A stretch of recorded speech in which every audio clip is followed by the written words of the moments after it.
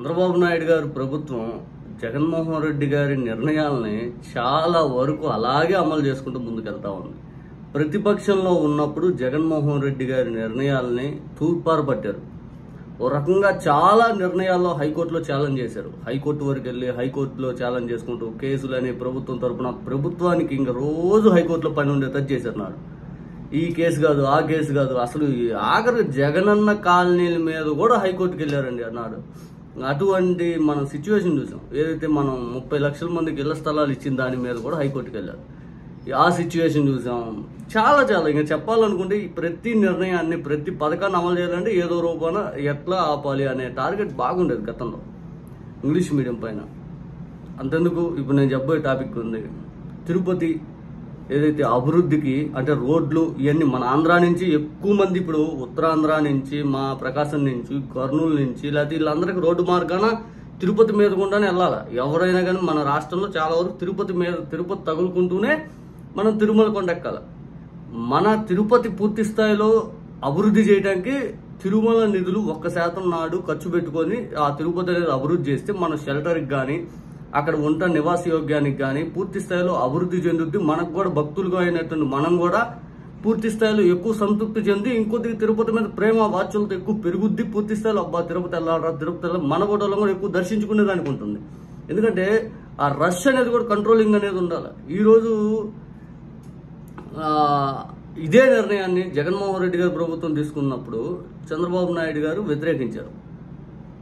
అది ఇదని చెప్పి బీజేపీ నేతలు అయితే హైకోర్టులకు వెళ్ళి ఛాలెంజ్ చేశారు.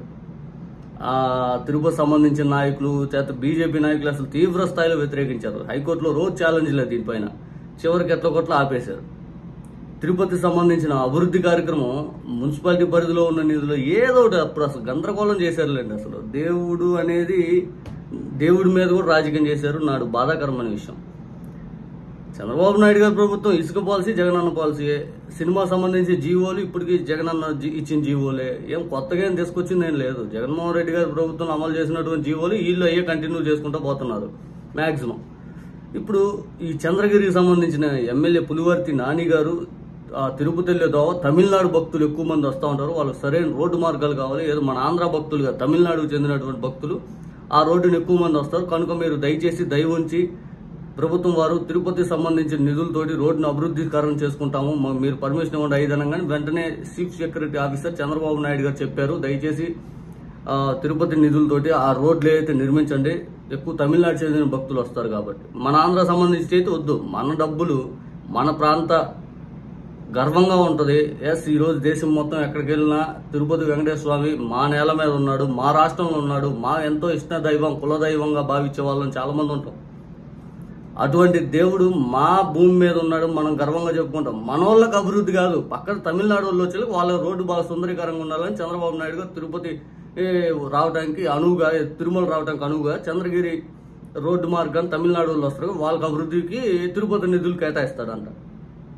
కేటాయించారు, జీవో జారీ చేశారు. మరి ఇప్పుడు దీనిపైన బీజేపీ వాళ్ళు ఏం స్పందిస్తారు, టీడీపీ వాళ్ళు ఏం స్పందిస్తారు, అసలు హిందూ పరిషత్ వాళ్ళు ఏం స్పందిస్తారు?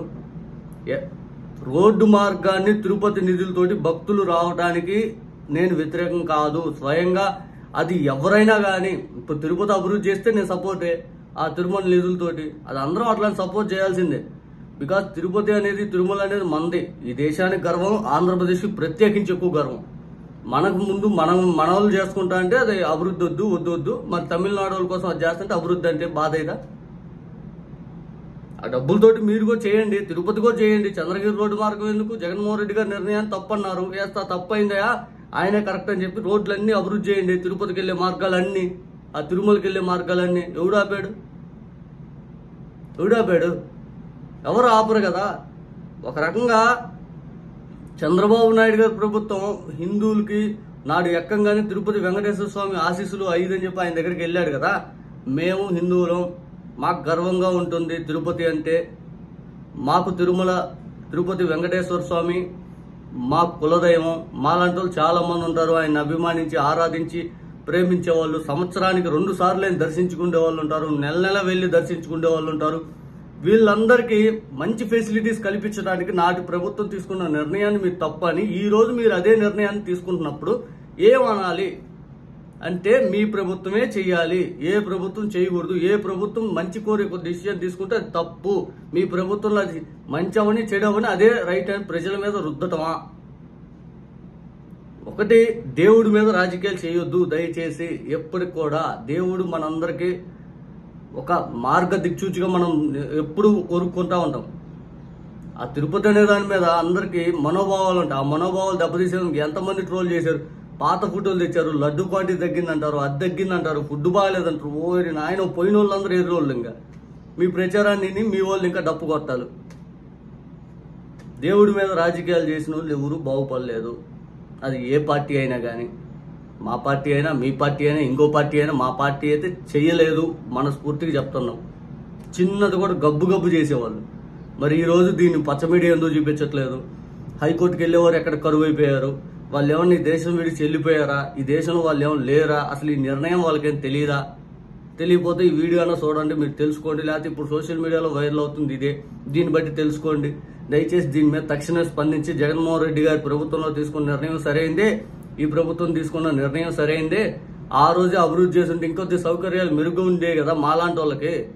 మేము అనేది ఏ నిర్ణయం సరైంది. ఈరోజు మీరు తీసుకున్న చంద్రగిరి ఆ రోడ్ల అభివృద్ధి నిర్ణయం తప్పని మేము మాట్లాడట్లా. ఇది నిర్ణయం సరైందే. మీరు ఆ రోజే జగన్మోహన్ రెడ్డి గారు తీసుకున్న నిర్ణయం ప్రకారం తిరుపతిని కొత్త అభివృద్ధి చేస్తుంటే మాలాంటి వాళ్ళకి మంచి ఫెసిలిటీ ఇంకా దొరికేది కదా. మరి చూసుకోవాలా?